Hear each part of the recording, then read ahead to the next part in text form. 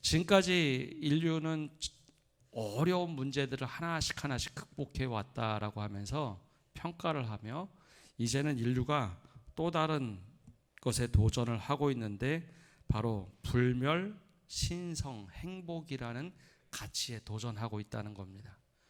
아까 유전자 지도를 개발하고 발견했던 학자들의 노력은 대단하나, 이것은 인간이 불멸하기 위한 한 단계 더 가까이 진입했다라고 평가를 합니다. 아까 말씀드린 대로 인류는 늘 하나님의 영역에 도전하고 싶어 했습니다. 이것이 성경에 가장 처음 나오는 아담과 하와입니다. 선악을 알게 하는 나무의 열매를 먹지 말라고 했지만, 선악과를 먹은 이후에 사람은 선악을 분별한다라고 생각하는 존재가 됐습니다. 나에게 옳으면 선이 되고 나쁘면 악이 되는 이상한 평가를 가지고 사람은 살아갑니다. 동물은 그렇지가 않은데 사람은 유난히 선과 악을 구분하며 살아갑니다. 좀 더 나가서 하나님의 영역에 도전하는 사람들의 모습은 홍수 이후에도 바벨탑을 쌓으며 나옵니다. 우리가 스스로 우리 이름을 지면에 알리자, 우리가 스스로 하나님처럼 높아지자라고 했던 것이 인류의 도전입니다.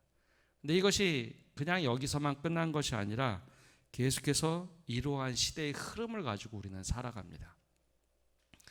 바로 이 시대에 과연 우리는 어떻게 살아가야 될까? 바로 나일강을 넘는 신앙, 즉 하나님께서 말씀하신 사명을 가지고 살아야 한다라는 것입니다. 오늘 말씀의 배경이 되는 이 출애굽 시대, 애굽 시대는 세계사적으로는 이집트라고 부르는 고대 이집트 사회였습니다. 당시의 지도자는, 왕은 파라오였습니다. 파라오가 사람의 이름이 아니라 왕의 호칭입니다. 성경에는 이것을 바로라고 하죠. 근데 바로는 사람으로 불려지지 않았습니다.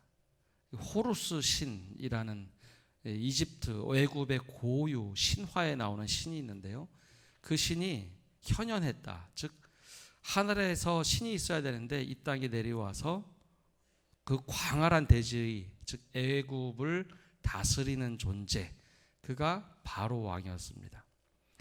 따라서 사람들은 바로 왕을 굉장히 추앙을 했죠. 바로 태양신이 이제는 바로야, 네가 가서 한번 이 땅을 다스려봐라. 그것이 애굽의 왕입니다. 따라서 애굽의 왕은 죽어도 죽어서는 안 되는 존재가 되어버렸습니다. 많은 사람들이 추앙을 했죠.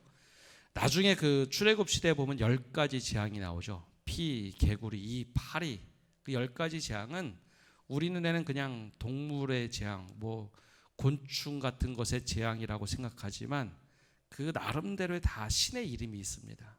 개구리 신이 있었고, 이의 신이 있었고, 파리 신이 있었는데, 그 신들을 바로가 완벽하게 통제를 하고 있었는데, 통제가 되지 않는 사건이 바로 10가지 재앙입니다.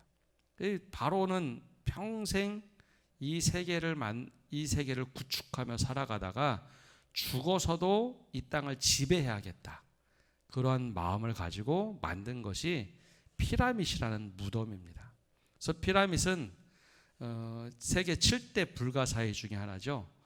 과연 저 대리석으로 어떻게 저 높은 100m가 넘는 거대한 피라밋을 만들 수 있었을까?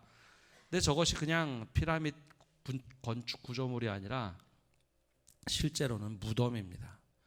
내 영혼이 저 안에 들어가서 영혼으로 다시 살아나서 이 세계를 다스려야겠다. 그래서 우리가 알고 있는 것처럼 파라오라는 왕의 무덤 안에는 미이라가 다 있습니다. 자신의 얼굴을 딴 미이라죠. 그래서 내가 영혼이 떠돌면 안 되고 다시 돌아와서 얼굴을 찾고 다시 내가 부활할 거다라는 그림들이 피라미드 안에는 쫙 그려져 있습니다. 근데 또 하나 만든 것은 피라미드 무덤이 더 중요한 것이 아니라 사회입니다.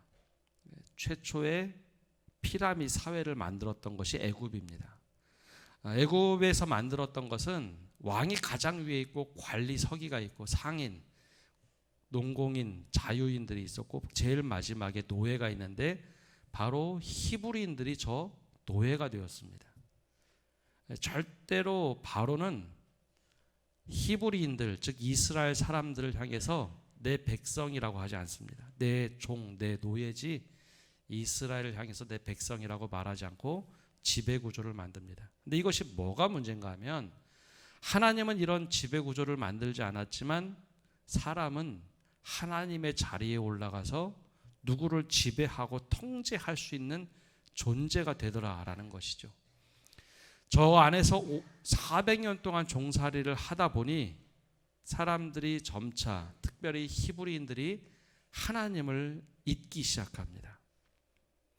아브라함에게 주셨던 약속, 이삭에게 주셨던 약속, 그리고 야곱에게 주셨던 약속은 다 잃어버리고 그들이 눈에 보이지 않는 하나님을 다 잊어버리고 눈에 보이는 바로왕, 신이라는 존재를 섬기기 시작했던 것이 바로 이 시대의 히브리인들, 바로 출애굽 시대의 배경입니다.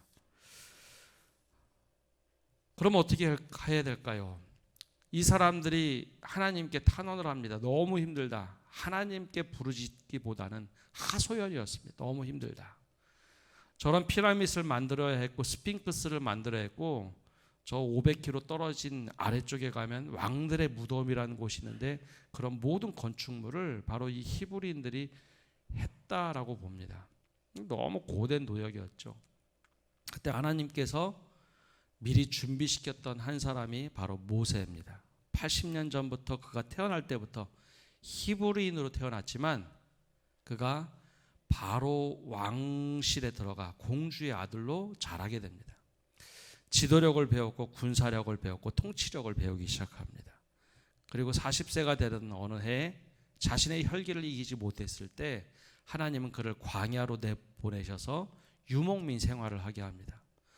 광야를 어떻게 살아가야 될까 모든 것을 다 배웠던 80세의 어느 날 하나님이 부르십니다. 불타는 떨기나무 속에서 나는 아브라함의 하나님, 네 조상 아브라함의 하나님, 이삭의 하나님, 야곱의 하나님이다. 지금 내가 너를 이제 부르겠다라고 하면서 나는 스스로 있는 자다라고 말을 합니다. 야훼, 여호와 하나님이 스스로 있는 자라는 뜻이죠.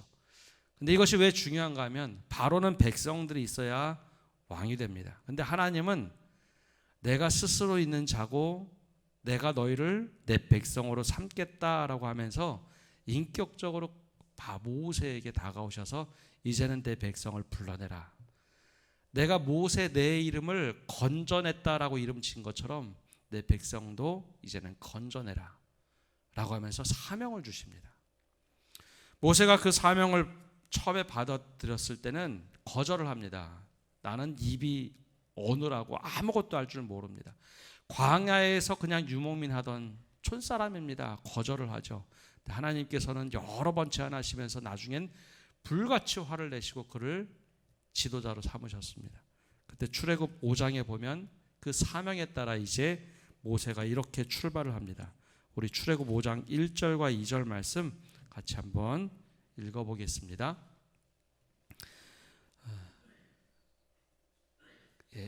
이때에 모세와 이스라엘 자손이 이 노래로 여호와께 노래하니 일렀으되 내가 여호와를 찬송하리니 그는 높고 영화로우시며 말과 그 탄 자를 바다에 던지셨음이로다. 여호와는 나의 힘이요 노래시며 나의 구원의 것이로다. 그는 나의 하나님이시니 내가 그를 찬송할 것이요 내 아버지의 하나님이시니 내가 그를 높이리로다. 아멘. 제가 순간 좀 당황했습니다. 출애굽 15장에 나와서 출애굽 5장의 말씀에 제가 그냥 읽어보겠습니다. 이렇게 말씀이 기록되어 있습니다. 그 후에 모세와 아론이 바로에게 가서 이르되 이스라엘의 하나님 여호와께서 이렇게 말씀하시기를 내 백성을 보내라. 그러면 그들이 광야에서 내 앞에 절기를 지킬 것이니라 하셨나이다. 바로가 이르되 여호와가 누구이기에 내가 그의 목소리를 듣고 이스라엘을 보내겠느냐. 나는 여호와를 알지 못하니 이스라엘을 보내지 아니하리라. 모세가 바로에게 나갔을 때 이스라엘 백성을 향해서 뭐라고 불렀냐면 내 백성이라고 부릅니다. 하나님이 이제는 내 백성을 부르겠다. 근데 그 이야기를 듣고 나서 이 바로가 되게 황당해합니다. 그러면서 여호와가 누구냐? 신인 내가 여기 있는데 여호와라는 신이 도대체 누구냐라고 비꼽니다. 그러면서 말하기를 내가 어떻게 이스라엘을 보내겠느냐? 그들은 내 종이라는 겁니다. 내 종을 절대로 보낼 수가 없다라고 하면서 거절을 하죠. 신은 내가 여기 있으니 내가 통치하는 방식대로 너희는 살아야 된다라고 이야기합니다. 바로와 하나님의 차이가 여기서 극명하게 나타납니다. 하나님은 이스라엘 백성을 한 번도 부역시키거나 내 종이라고 말하기보다는 내 백성이라고 말합니다. 이들은 내 백성, 내가 사랑하는 내 백성. 근데 바로는 그들은 내가 부려야 할 존재의 종이라고 말을 합니다. 근데 문제는 이런 상황이 생겨나니 어쩐 일이 생겼을까요? 바로가 마음이 굉장히 완악해졌습니다. 출애굽기 7장 3절에 보면 바로의 마음이 굉장히 하나님께서 완악하게 만듭니다. 그래야만 완악한 마음이 더 단단해지다 깨져버려야 되기 때문에 완악하게 만들어 버리시죠. 그러자 바로가 벽돌을 구워야 할 이스라엘 백성들에게 흙벽돌을 지을 때 지푸라기를 넣어야 하는데 그 지푸라기를 공급해 주지 않습니다. 너희가 직접 지푸라기를 만들어서 벽돌을 만들어라. 얼마나 일이 고역이 심해졌을까요? 바로 그때 오늘 말씀이 시작이 됩니다. 근데 독특하게도 오늘 말씀이 시작할 때 15절과 16절에 먼저 사람들이 이렇게 나옵니다. 함께 우리 읽어보겠습니다. 15절 16절입니다. 이스라엘 자손의 기록원들이 가서 바로에게 호소하여 이르되 왕은 어찌하여 당신의 종들에게 이같이 하시나이까? 당신의 종들에게 짚을 주지 아니하고 그들이 우리에게 벽돌을 만들라 하나이다. 당신의 종들이 매를 맞사오니 이는 당신의 백성의 죄니이다. 어떤 뉘앙스로 말하는지 아시겠습니까? 지금 이스라엘의 자손의 기록원들이라 하는 사람들은 감독들을 말합니다. 현장 감독들. 공사할 때 현장 감독들인데 이 사람들은 애굽 사람이 아닙니다. 이스라엘 사람 중에서 뽑은 현장 감독입니다. 근데 그들이 뭐라고 얘기하고 있습니까? 바로 왕에게 쭉 쫓아가서 우리가 당신의 종들입니다. 왜 노여워하십니까? 우리 당신의 종들입니다 라고 하면서 몇 번씩 이야기합니다. 그리고 더 나가서 얘기합니다. 당신의 종들에게 집을 주지 않는데 왜 이렇게 화를 내십니까? 하면서 우리는 다 이것이 당신의 백성의 우리의 죄 때문에 그러니 용서 좀 해주십시오. 정체성에 400년이 지나면서 혼란이 생긴 겁니다.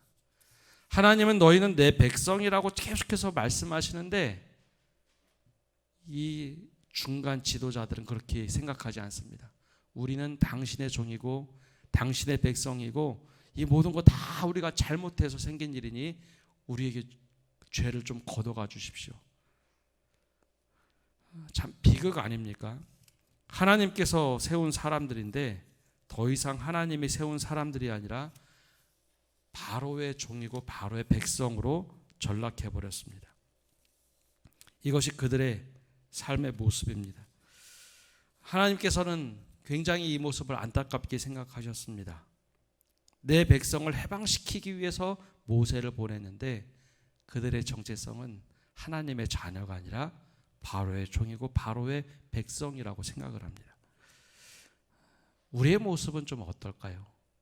세상의 가치와 하나님의 가치가 충돌이 날 때 우리는 어떤 것이 먼저라고 생각을 하십니까?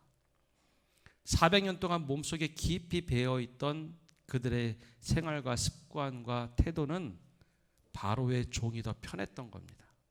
아무리 노역을 해도 우리의 모습과 비슷하지가 않습니까? 그리고 나서 그 상황에서 밖으로 나왔을 때 바로가 뜻을 돌이키지 않자 모세와 아론에게 비난을 퍼붓습니다. 21절을 보면 이렇게 얘기합니다. 그들에게 이르되 너희가 우리를 바로의 눈과 그의 신하의 눈에 미운 것이 되게 하고 그들의 손에 칼을 주어 우리를 죽이게 하는도다. 너희 여호와는 너희를 살피시고 판단하시기를 원하노라. 근데 이스라엘 백성들이요, 하나님을 찾지 않습니다. 힘들 때는 정말 하나님을 찾았는데요, 이때는 하나님을 찾지 않습니다. 오히려 하나님의 뜻을 따르고 있는 모세와 아론을 막 비난하고 저주합니다. 그러니 모세가 굉장히 속상합니다. 나 이거 하기 싫다라고 하고 억지로 하나님 뜻 사명을 이루기 위해서 출발했는데 백성들도 반대하고 비난을 하죠. 바로 왕은 꿈쩍도 하지 않죠. 그때 모세는 좀 다르게 행동을 합니다. 바로 우리가 읽었던 말씀 출애굽기 6장 1절에 모세는 이렇게 합니다.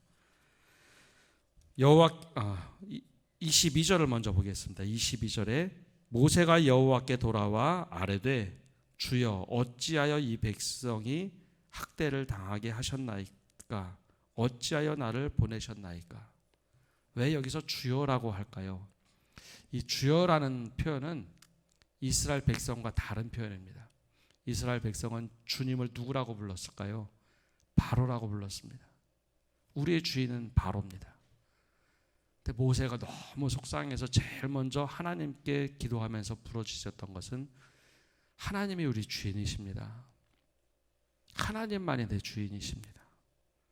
어찌하여 근데 이 백성, 하나님의 백성을 학대하십니까? 뜻을 돌이켜 주십시오. 왜 나를 보내셨습니까? 주님께서 하실 수 있지 않습니까? 라고 하나님이 하나님 되심을 고백하고 있습니다. 사람들은 다 이것이 옳다고 생각합니다. 세상의 방법이 옳다고 생각합니다. 이 뜻대로 가야 된다고 사람들이 뜻을 돌이키지 않습니다. 바로도 그렇습니다. 근데 주님 어떻게 하면 좋겠습니까? 하나님께서 그 얘기를 다 들으시고 6장 1절에 이렇게 말씀하십니다. 여호와께서 모세에게 이르시되 이제 내가 바로에게 하는 일을 내가 보리라. 강한 손으로 말미암아 바로가 그들을 보내리라. 강한 손으로 말미암아 바로가 그들을 그의 땅에서 쫓아내리라. 더 이상 그 땅에서 살면 피라미드 구조에서 살아야 하고 바로를 신으로 섬겨야 되는 곳이었습니다. 그러니 이제는 내가 내 백성을 이끌겠다. 그것이 모세에게는 사명이었습니다. 그 사명을 이루기 위해서는 나일강을 반드시 건너야만 했습니다. 그리고 홍해바다를 건너야만 바로의 손에서, 그리고 바로가 만든 피라미드 구조에서 벗어날 수가 있었던 것이죠. 그래서 출애굽 시대가 딱 들어서면 사람 위에 사람을 자꾸 만들려고 노력하지 않습니다. 사람들을 재판하기 위해서 10부장, 100부장, 1000부장을 세운 것이지 그 통제 수단이 아니었습니다. 출애굽 시대에 딱 들어가면 하나님께서 어떻게 이스라엘 백성을 다스리는지 모든 사람들이 하나님 앞에서 예배할 수 있도록 만들어줍니다. 사람 위에 사람이 없고 사람 아래 사람이 없는 평등한 구조가 됩니다. 하나님께서는 지금 이제 우리에게 새로운 사명을 주십니다. 어떻게 살 것인가? 우리가 처음에 말씀드렸듯이 바로라는 신이 만들어 놓은, 인간의 신이 만들어 놓은 피라미드 구조를 너무 당연하게 생각하고 살아갑니다.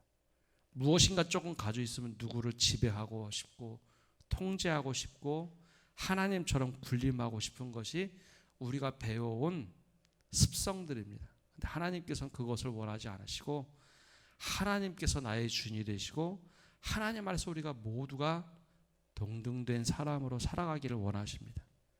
그것이 바로 출애굽의 역사입니다. 그리고 우리에게는 다시 말씀하고 계십니다. 우리 자녀들에게, 우리 믿음의 후배들에게 하나님이 하나님 되심을 알려주는 사명을 갖고 살라. 이것이 출애굽 사건입니다. 오늘 우리에게는 이 나일강을 건너야 할 어떠한 모습이 필요합니까? 피라미드 구조에 살아가는 우리들에게 나일강은 어떤 모습으로 건너야 할까요? 또 나는 내 자녀들에게 혹은 믿음의 후배들에게 무엇을 알려주어야 할까요? 오늘 우리에게 주시는 사명입니다. 우리가 건너가야 될 사명. 바로 이 사명을 붙잡고 매일매일 주님과 더불어 하나님이 나의 주님이십니다 고백하며 사시는 성도 여러분 되시기를 바랍니다. 기도하겠습니다. 하나님, 오늘도 저희가 새벽에 나와 기도하며 나갑니다. 말씀을 듣고 우리에게 있는 바로 왕이 만들어 놓은 그 신화들을 깰 수 있는 믿음을 허락하여 주옵소서. 거기서부터 나와서 내 백성이 되고 내 자녀가 되고 너희는 내 백성이 되라고 하시는 그 하나님의 말씀을 붙잡고 살아갈 수 있도록 은혜 내려 주시옵소서. 너무나 익숙해서 다시 우리가 주님의 백성과 주님의 자녀가 되기보다는 지금 이 상태에서 노는 것이 좋습니다. 우리가 이 상태에서 그냥 마음껏 누리고 사는 것이 좋습니다.